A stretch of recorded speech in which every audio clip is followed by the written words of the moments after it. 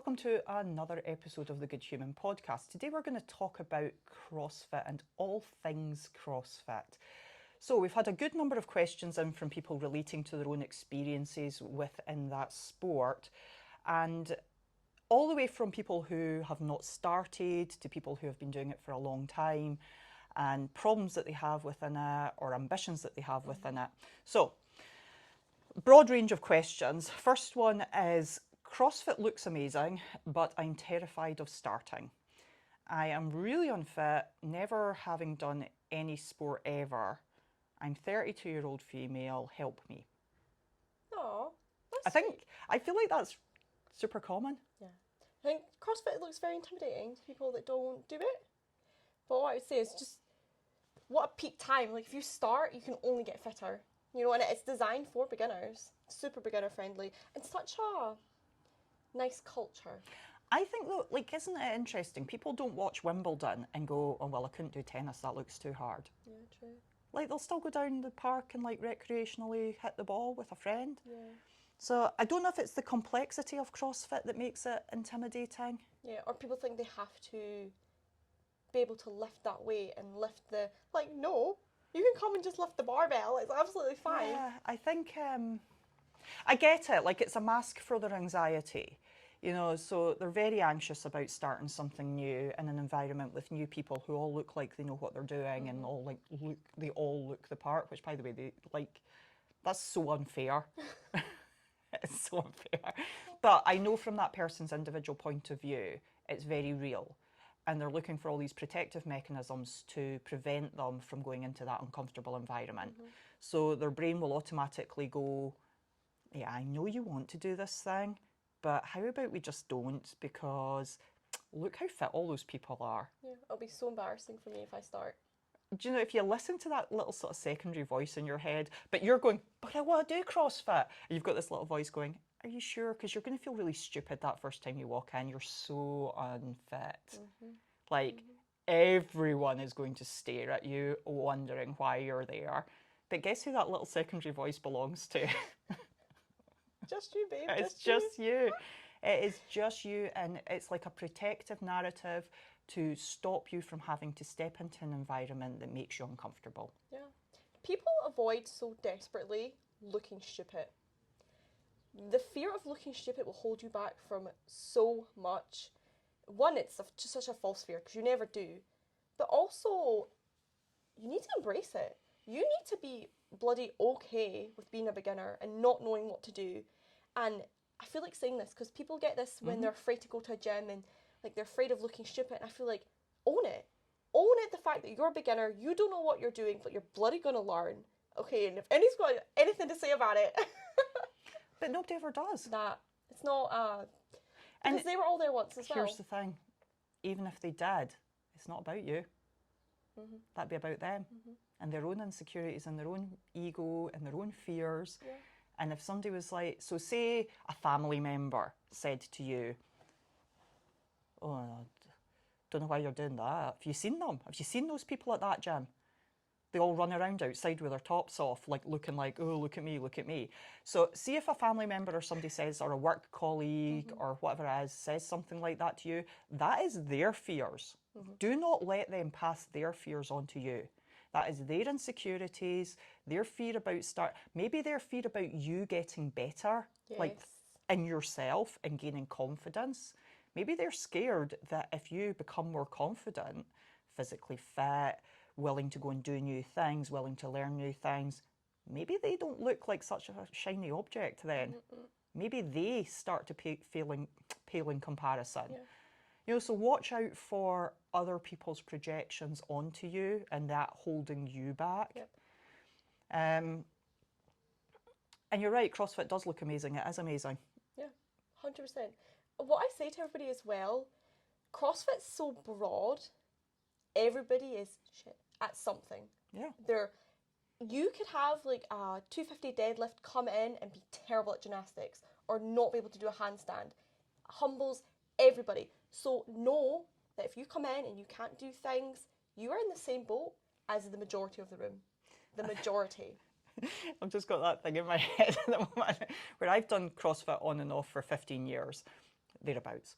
And when people are like, wow, you must be really good at it. And deep inside, I'm like, No. my eyes welling up, and I'm like, thing is, see if you do it long enough, you become worse at it.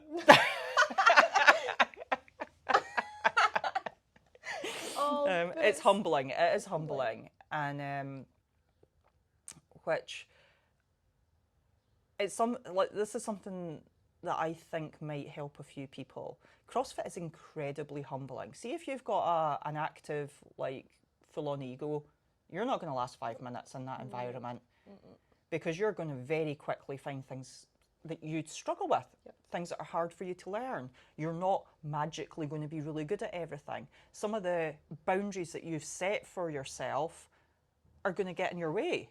Like, I've had, I guess I've met everybody since I've been doing this, but say somebody coming in and going, yeah, no, I don't get that squatting really low. I've had this conversation a lot. I don't see why we have to squat so low. If I squat lower, I can't lift as much. Can you even hear yourself? Do you know what that's like saying? It's like, I don't see why you have to bench press all the way to the chest. Like, can you not just come down a little bit? Like, that's literally the same logic. Not gonna lie, Beth, those people exist as well. But it's the same logic. It really is, and I mean, if anybody needs the answer to that question, by the way, it's because your joints bend to a full range. Well, hopefully they do.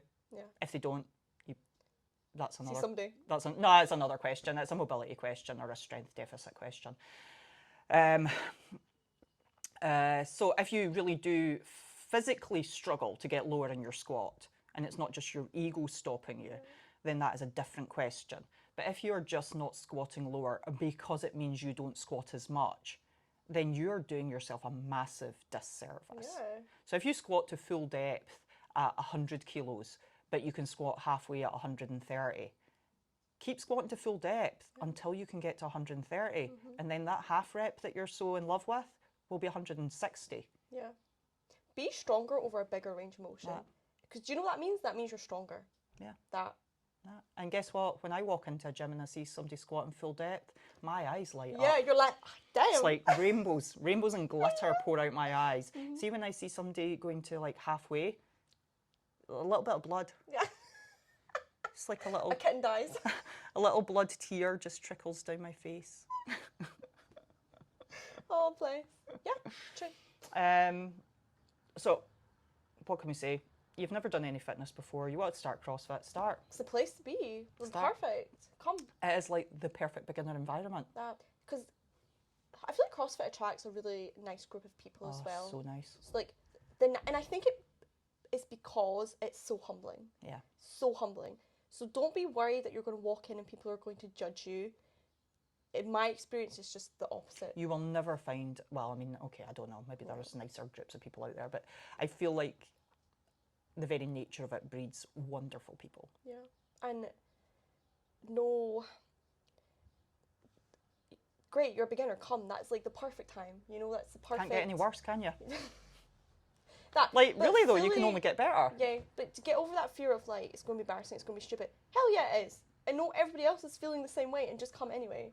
Do you know what beginners don't know as well? They get to ride a high of like a year of getting better at it. Yeah, quickly. Which takes me to another question. This is something I've came across. So when this came in, I wasn't surprised because it's something I've witnessed often over the years. I'm not getting any better after a year of CrossFit. Is it just not for me? Not getting better after a year of CrossFit, is it? I doubt you're not getting any better at all. So that, off the back of what I've just said, that initial beginner gains, like, they're long gone for me. I have no beginner gains anymore. Haven't had for like the last 12 years, maybe 10. And that wonderful trajectory of putting kilos on the bar every single time you pick it up doesn't last forever. If it did, you would be back squatting 300 kilos. Yep. Like, be realistic. Calm down. Yeah, calm down.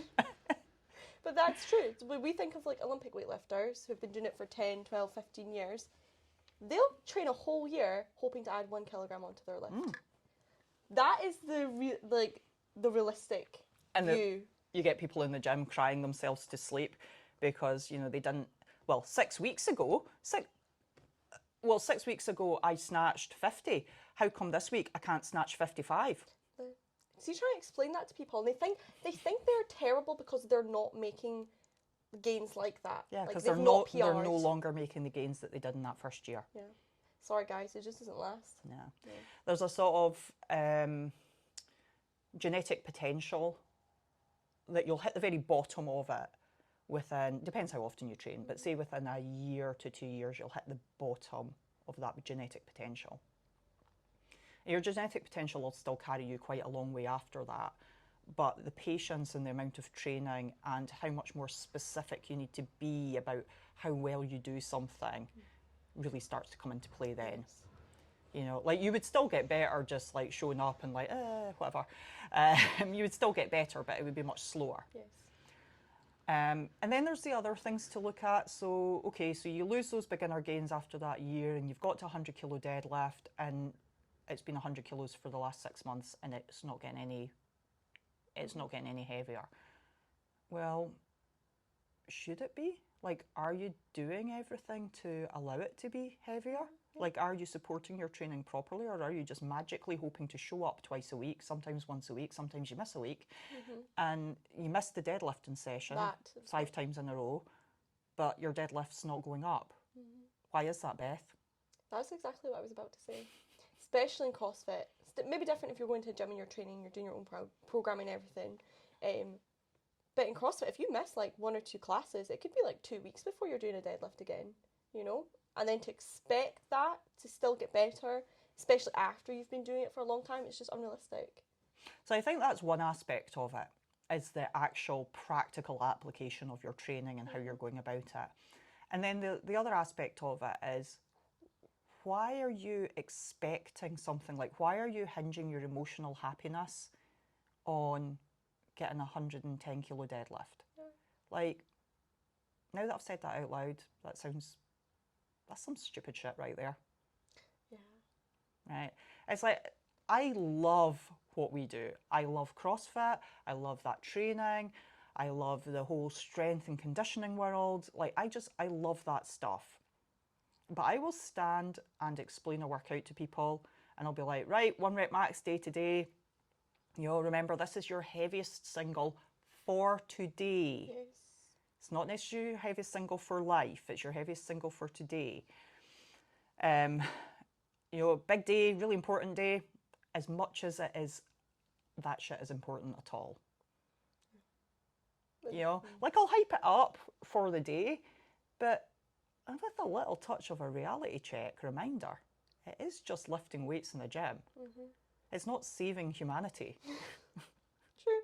But also, I think people make the mistake of only looking at the numbers on their barbell as far as like improvement in gains and that. Like, are you fitter? Are your gymnastics better? Can you do a better handstand? Like, all those things count in CrossFit as well, but people solely focus on the number on the barbell. Like, maybe you move better. Maybe you struggled with lunges a year ago and now you just don't at all anymore. Like, at all. All those count for gains. If you just move better. I have so ridden that ride. I came into the sport fairly strong, like genetically fairly good as a predisposition to gaining strength. That's not so much. And I rode the strength ride for a long time, competed in strongman, powerlifting. And I rode that strength ride a wee bit too hard and neglected the fitness side of things for a really quite a long time.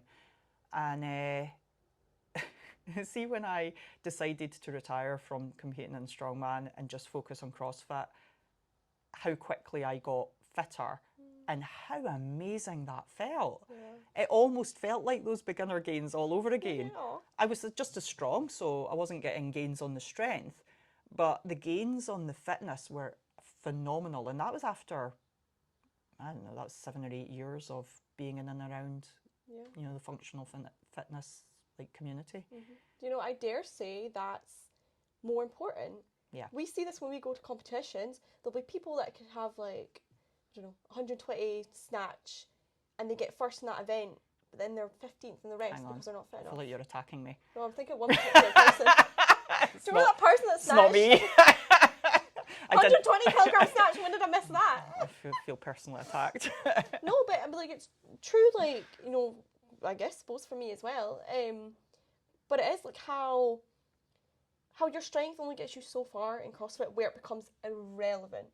Irrelevant. Doesn't matter how much heavier my deadlift gets now. I'm still shit at handstands. It doesn't matter. It's true. I think there's a bunch of aspects to that. It's like, I think people ride off the back of how good CrossFit makes them feel in the first year or so. Mm-hmm.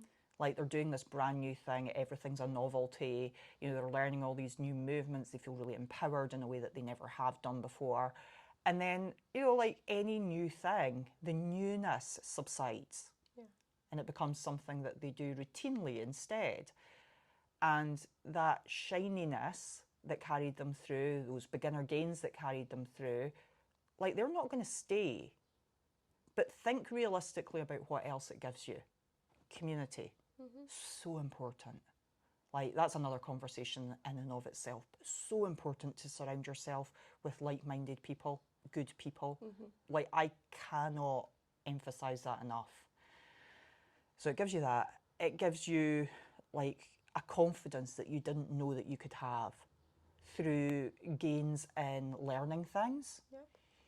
Through being more in touch with your physicality, through challenging yourself and overcoming things that you found difficult. Mental fortitude. Doing things that are like, so choosing to go into a situation that's adverse, that gives you adversity. Like you go into a workout that's going to be really hard and then you push yourself really hard and you chose to, nobody made you, you chose to do that. So think about all those things that it gives you and don't just be looking to add 2 kilos onto your deadlift. Yeah. That is just one very small part of like the CrossFit circle. Yeah. The adding the kilograms onto your barbell and what you get from it. Yeah. All the other things it gives you, honestly, are so much more important. Yeah. And yeah, actually I've got nothing else to say about that. Yeah. You're like, my deadlift's gone up, it's also gone back down. Yeah. It used to be 150, I think it's about 125, 130 now. Yeah. But you So, get cry me a river over your... that must be one of the hardest things.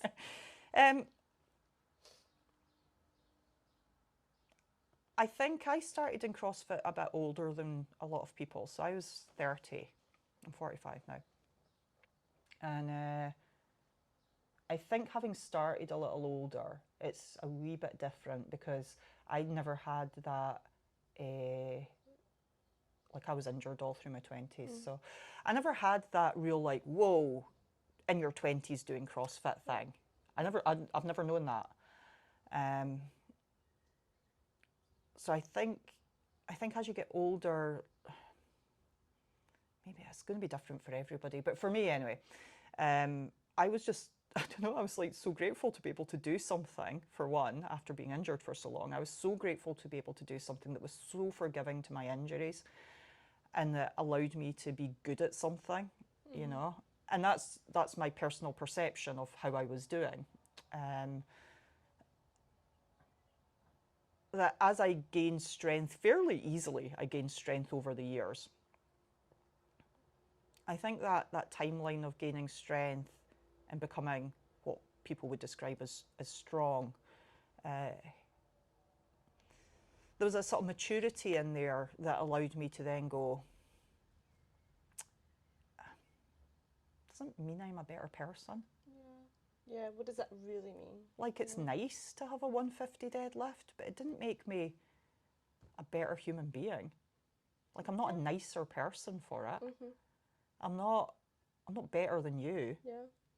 Like, and so, like, that number just, I don't know, it doesn't really mean that much to me anymore. So true. That's such a good point. Do you know, see, these days, I'm happy to get better at whatever I can get better at. I'm happy to enjoy where I'm at, which actually brings me on to another question. There was a couple of questions about competing. Okay.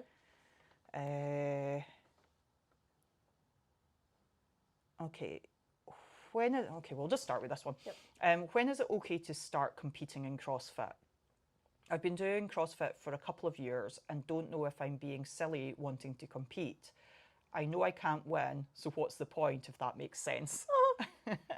Oh, goodness. Well, unless you're Tia Claire to me, then.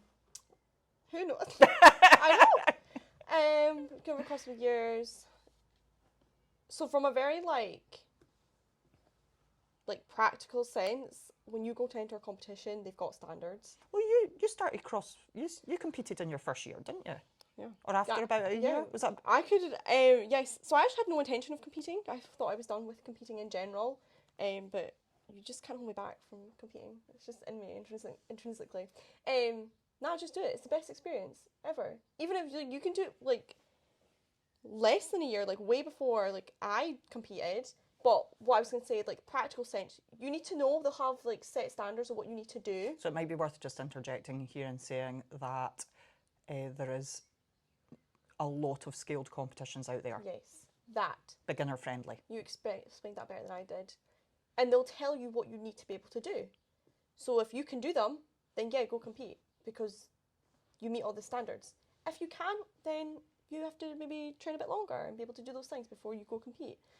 So say, for example, just to clarify, say, for example, they said that you have to be able to do deadlifts at 50 kilos. Yes. And you're like, okay, I can do 5 at 50 kilos. Is that okay?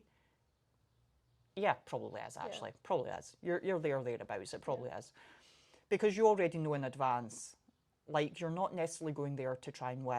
Mm-hmm. You're going there for the experience. Yes. And, well, that's what I'm getting from the question. They love the idea of the event. They love the idea of the excitement of going to compete.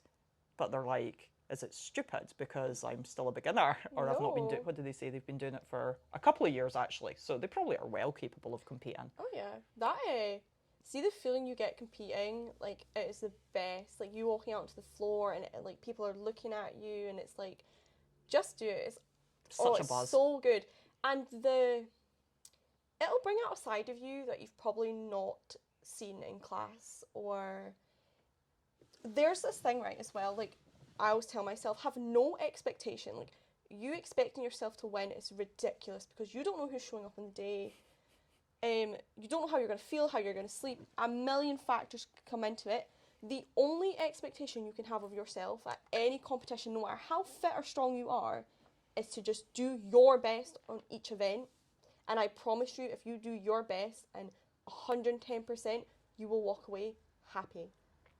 Off the back of that question, there's another one that's about being too nervous to compete. I'm too nervous to compete, but also I'd really like to. How do I overcome my anxiety? Depends what the anxiety is about, I guess. So I guess the anxiety is just about competing. In general. So I've actually been asked this face-to-face on a number of occasions over the years. I think people interpret it differently. It's similar to the first question. Yes. Or the other question about competing, but this is one of these ones where there's actually an actionable thing you can do to change how you feel about going into something that makes you anxious. Mm-hmm. And that is to start telling yourself that you're excited, not anxious. Mm-hmm. And just try it, honestly. I heard about this it was something to, who was it? It doesn't matter. Anyway, it was they were talking about it in terms of flying, and they were saying that they had always been nervous and terrified of flying, like a lot of people. And they started changing the narrative to I'm really excited to go to this destination. I'm really excited to go to this conference. I'm really excited to go and visit these people. And you can trick your body basically into interpreting its signals, because apparently anxiety and excitement are very similar physical feelings. You're right. I've heard about that in counselling. People who suffer with anxiety, they'll ask you what do you think's made it worse, blah blah blah. Things that cause you excitement can have an adverse reaction to your body. It can make you more anxious because what you've just said, they run along the same kind of lines.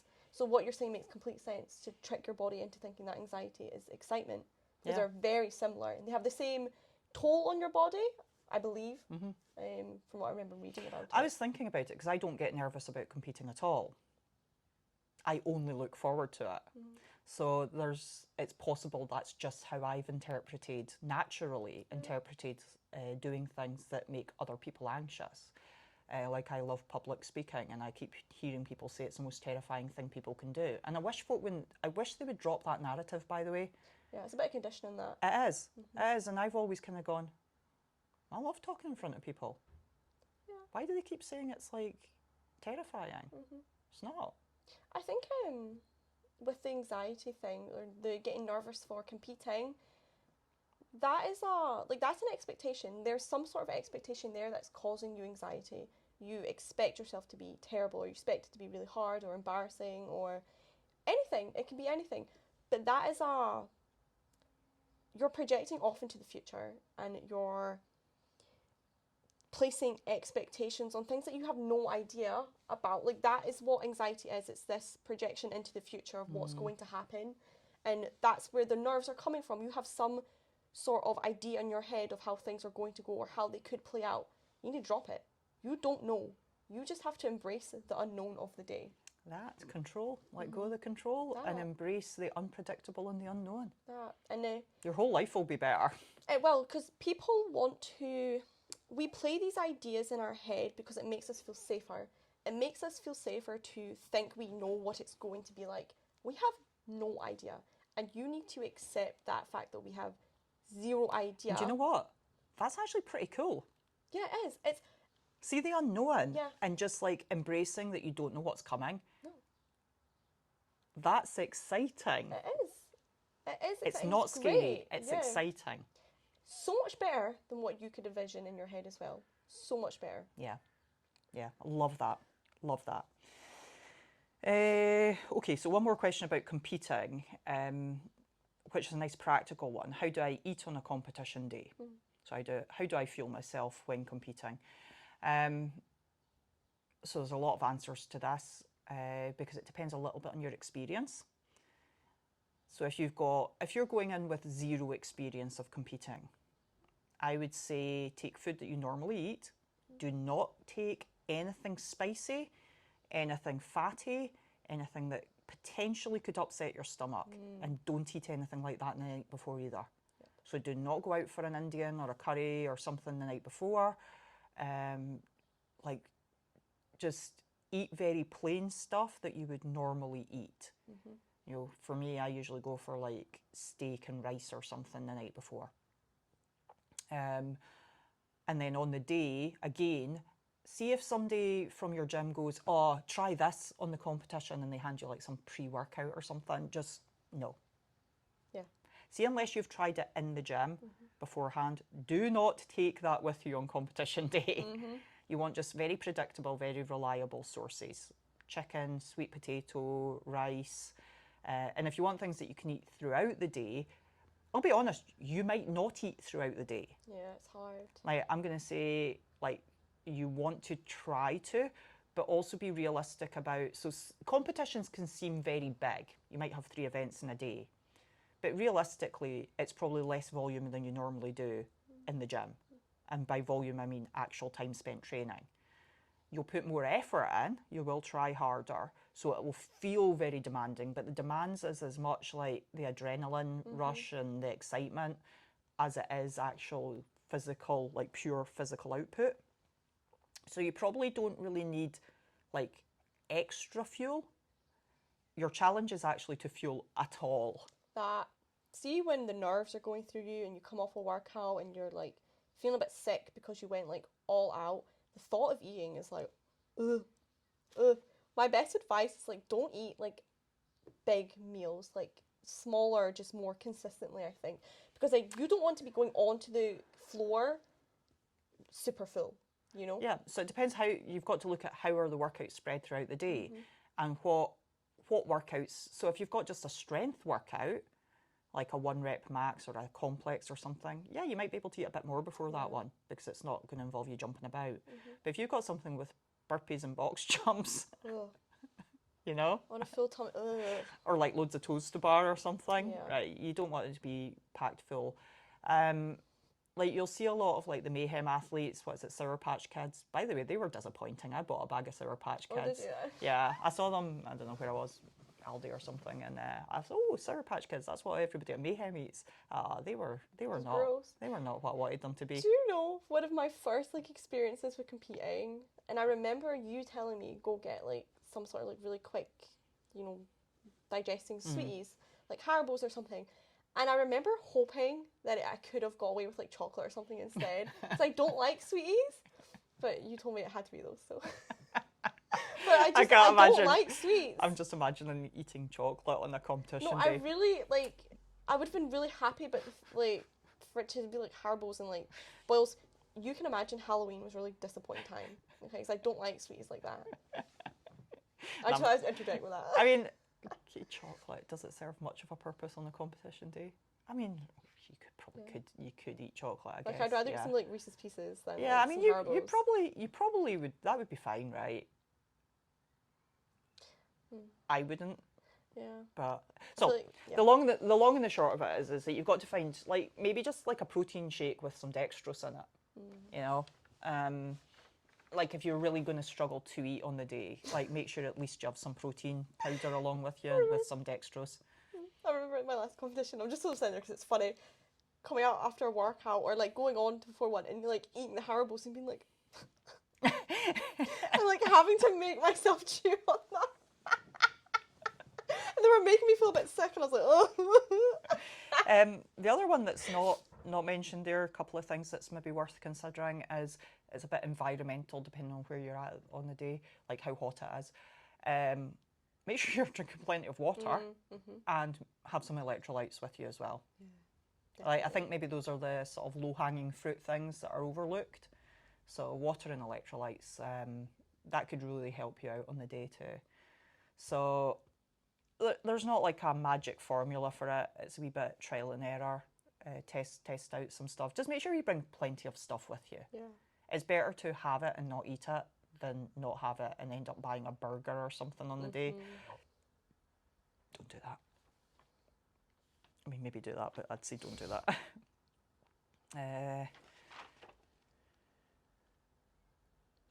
Okay, so a couple of questions about... Yeah, okay. I love the CrossFit style of training, but the whiteboard thing is stupid. I feel that sometimes. Why do we have to publicly say how we got on? It really annoys me and has made me skip days I know I won't do very well on. Has it made you? So I'm laughing because I've played around with this over the years, actually not having a whiteboard. Yep. I favour it overall. We do use a whiteboard in our gym. I do favour it overall. Why? I think if you go about it the right way as a gym, it's a real positive. Yeah. If you go about it the wrong way, it's a competition and it's a judgment. Yep. And we've done this really carefully so here's something to think about. When you're asking, as a coach, when you're asking people for their scores, don't just say well done to the people who did it RX. Don't just say well done to the person who got the fastest time.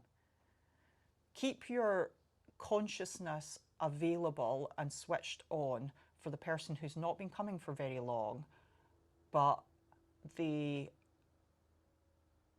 moved really well. Yep. Or they used a slightly heavier weight than they have done before, or they just tried really hard. Yep.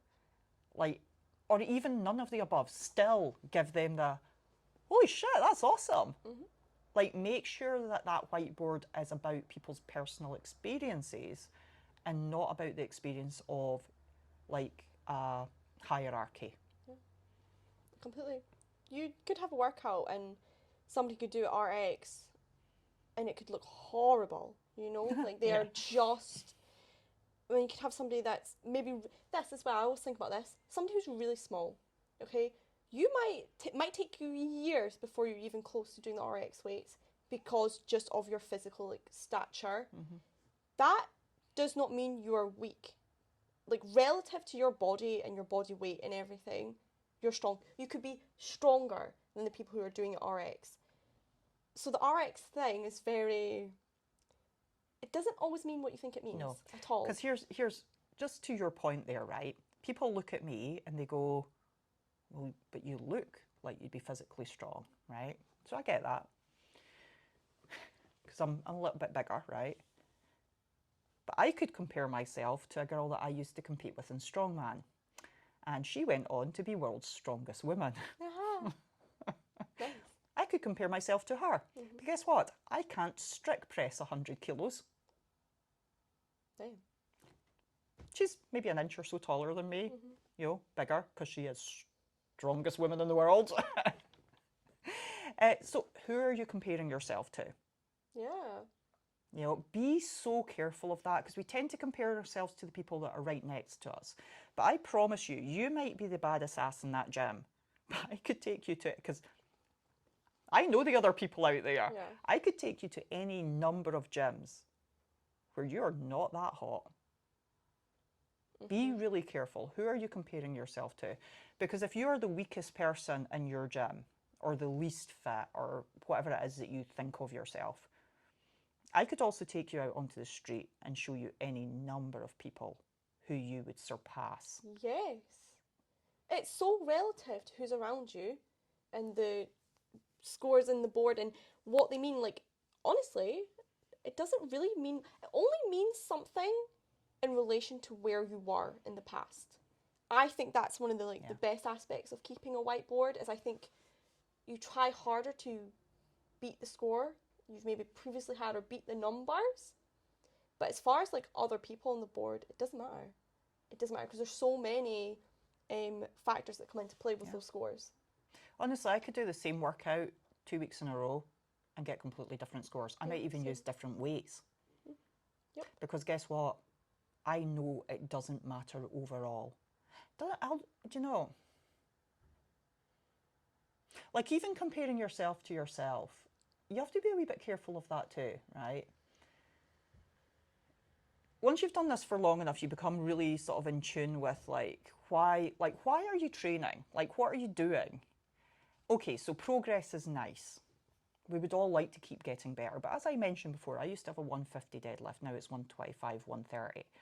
And I can very casually say 125, 130 because guess what? It would depend what I could manage on the day. Yeah. It's not reliably 130. Actually, I don't even know if it's 130. It might not be. Right today, maybe it's 110. Yeah. Look how not bothered I am. It's so... I think we were talking about this earlier when we were talking about people coming in expecting each time they come in to be adding numbers on. No.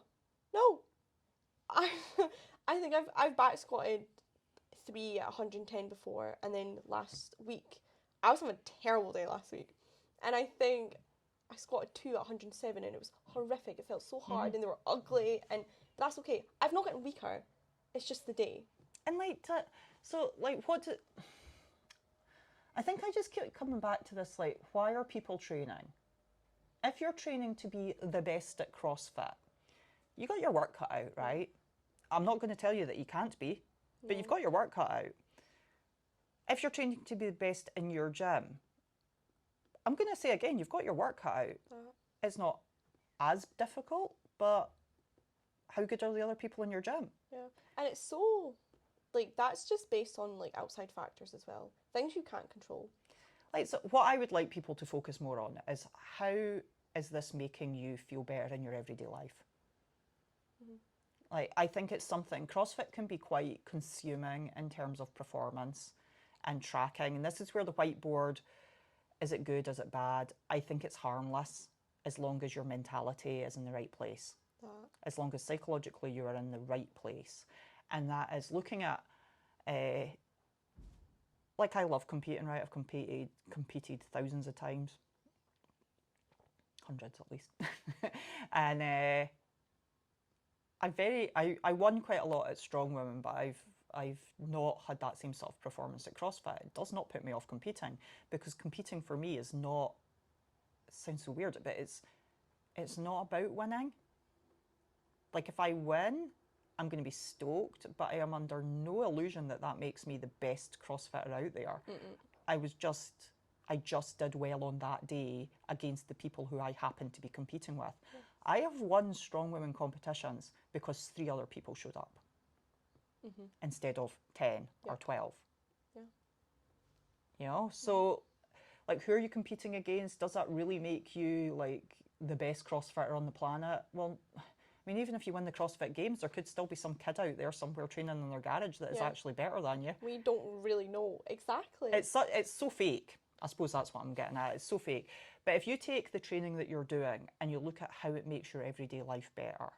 So I upped my training in the last sort of couple of months, and so I'm sort of doing a bit better again. But do you know what really gave me a buzz was I was out kayaking one day and I picked my canoe up to carry it down to the water, and it felt so easy to carry it. That was what mattered to me. Yeah. People forget why they're training. Yeah. They forget that when they come to a class, that's training time. You could maybe look at a competition as like your test time, but Fun time, fun test experience. But when you're in class, that's training. So what we often see is people will move worse just to get a better score on the board. That. Or we see people, they'll power things instead of like squatting them because they'll get a better score on the board. But what other time have you got, if you're just coming to classes, to practice squatting? Yeah. Your thing like a squat clean. The word alluded me there. Yeah. Don't treat every class like it's a test of like you're trying to get the best score. Like, it's training. Practice the things you're shit at. I keep swearing. Apologies. I think honestly, I could talk for days about the psychology behind why people think it matters to have the best score on the whiteboard. I could talk all day and all night about it and why it doesn't matter. No. There's so much about who you are as a person that is worth looking at if you think it is really important to get that best score on the whiteboard. Now, that doesn't mean that you can't get a little buzz out of it, because you are just human, right? Yeah. And it's that same little buzz that you would get if you got best test score at primary school, you know, for snakes and ladders or something. It's like it's okay to have that little buzz, because we do work in tribes and we do work in sort of small hierarchies, but to think that it means any more than that outside of that class is you got it wrong.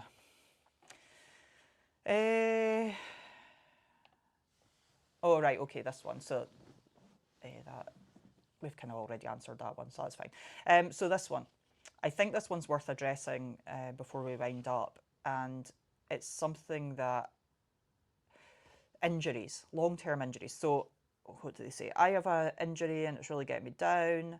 I hurt my shoulder over a year ago. Did I write? I think I wrote this question. I hurt my shoulder over a year ago and it's just not getting better. I think I might have to stop training completely, but don't know if that's the right thing to do.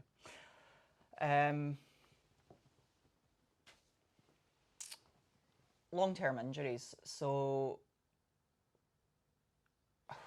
wow, maybe this is an episode in itself. But to try and address, I think, so what's important about injuries? One is, it doesn't mean you need to stop. I think that's the crux of that question. It does not mean you need to stop. But why are you not getting better? Right. You're aggravating the injury all the time. Okay. So you keep stopping it from getting better. If you haven't, then you need to go and see a physio. Please don't put your name just down on the NHS waiting list. Oh my God, don't. I mean, if you have to, right, okay, fine, do that, but and you might get lucky, right? You might not have to wait 6 months for an appointment, and you might get somebody that does sport and gets why you want to be able to use your shoulder and doesn't just say to you, yeah, don't do that. Ideally, I would suggest that you seek out a good private physio that has a track record of working with athletes. Not just somebody who rehabs old people who have fallen. Yep. And that sounds a bit, I don't want that to sound patronising. I want that to sound like just, I want you to have the tools to find the right help. Mm-hmm. So do a bit of research and try and seek out a physio who has experience working with athletes, because they won't just flippantly turn around and tell you to not do it. They will try and help you find a way to keep training while making your shoulder or whatever injury you have better. And that's probably going to require some diligent rehab from you. Them going along to a physio and them telling you what to do by way of rehab, and then you going home and not doing the rehab, is not going to make you better. Like, take some ownership over yourself. Take some ownership over your health. And if you've been plagued by that shoulder injury for a year to the extent that it's now making you wonder if you should stop doing something you enjoy, then have you really been trying to make it better during that time? Or are you just hoping it will go away? Yeah, you're talking about the point I was going to make. I've not had too many injuries, but I've worked with people who do, and I've spoken to a lot of physios, and I know physios' frustration is in giving clients exercises to do and they don't do it. It's like people trying to get people to do mobility.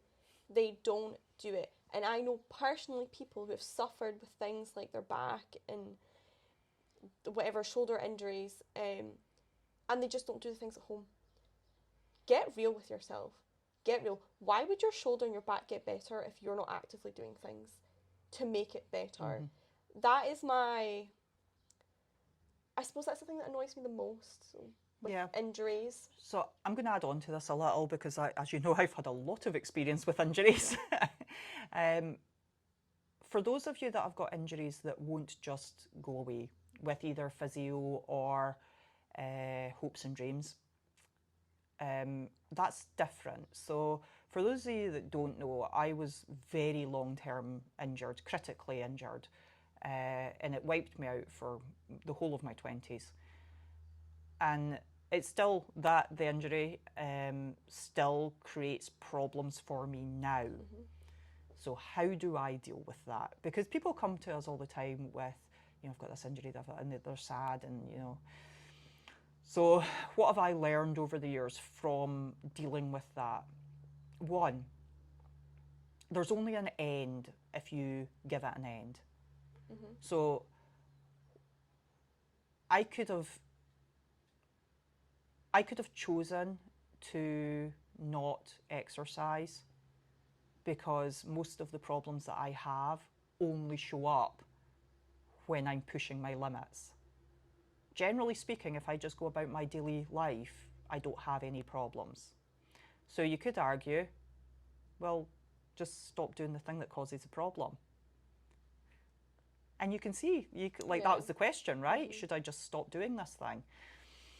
So why haven't I? Why have I chosen to keep pushing as if I'm just like hammering a nail and just like boom, boom? Like, what am I doing? Like, why just keep pushing when something keeps causing me problems? More so in the past, still now though, now and again, still now. Because there's so much more to get out of it than just the problem. Now, I could, I think like injuries are so intrusive in your mind. Like, they can feel very, like I was depressed after my injury first happened. That's got as much to do with I was in a lot of pain, constant pain, couldn't sleep. Sad story. As it has to do with like dealing with the incapacitative nature of the injury.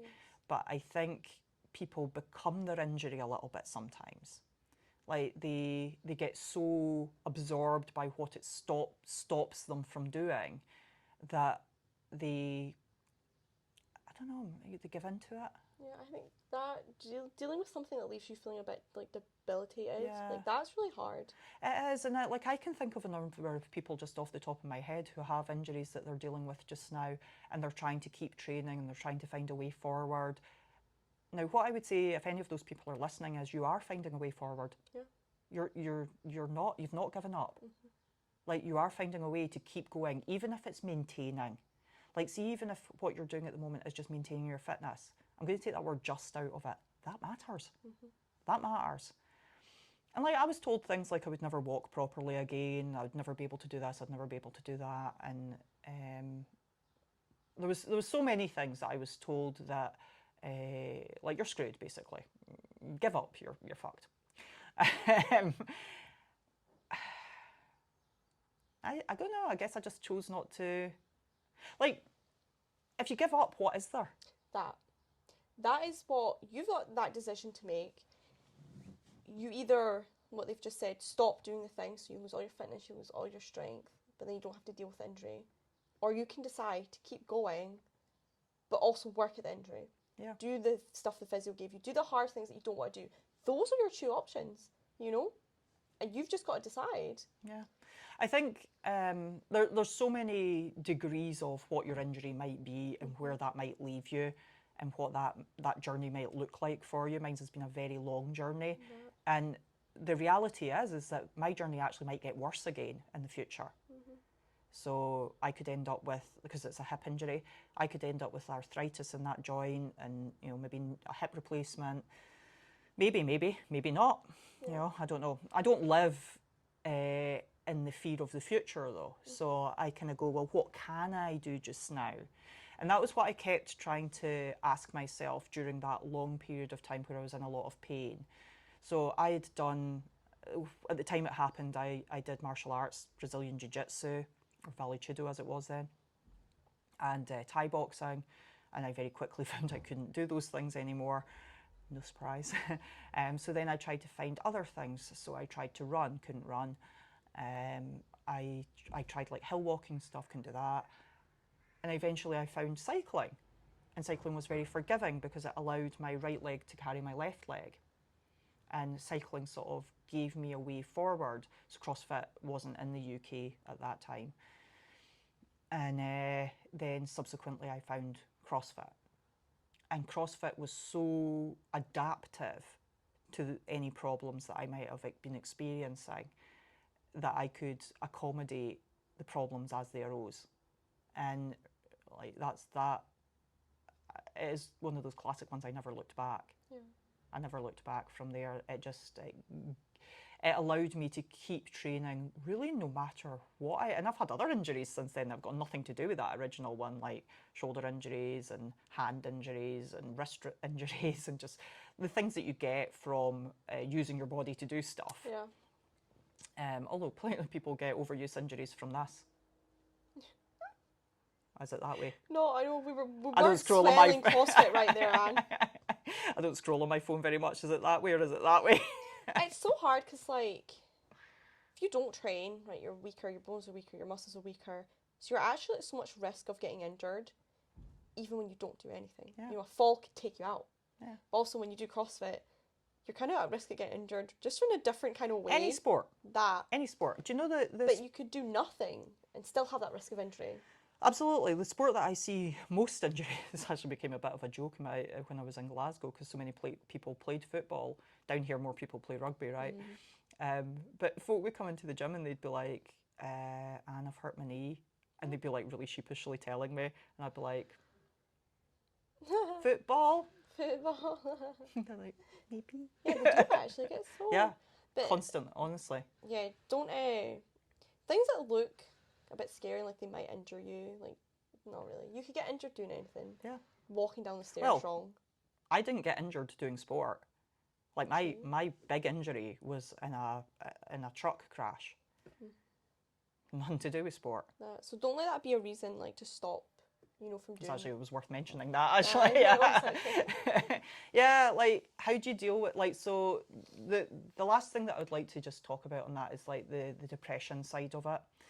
Like, how mentally debilitating the injuries can be. Not just, like, the practical, like, what does it stop you from doing, but, like, that real deep feeling of being held back. Feeling like no matter what you do, and like I know because I've lived this life, right? Doesn't matter what I do, I can't seem to get a break. I can't seem to move forward. I can't seem to get past this. Like, what are your options there?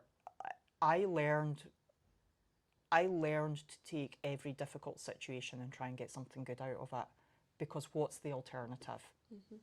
Yeah. The alternative is to get more and more bogged down, more and more like beat up, more and like mentally beat up, more and more depressed. Yeah.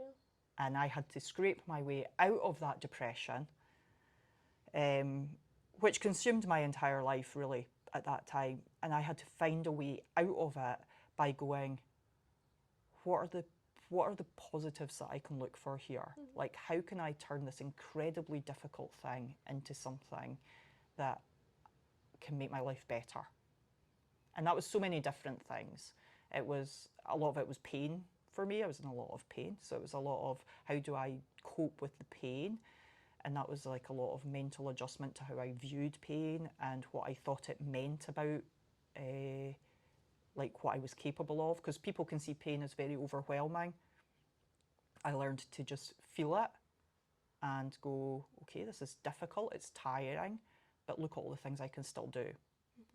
And like that, mine's this is quite an extreme situation, but I think people will relate to it on their own levels for whatever they've gone through themselves. And just keep positively looking for ways forward, because the alternative is awful. The alternative is just somewhere you do not want to be. Nothing. Yeah. You know, keep looking for ways forward and you'll find them. Keep looking for positive ways to address your problems, and you'll find them if you look for them.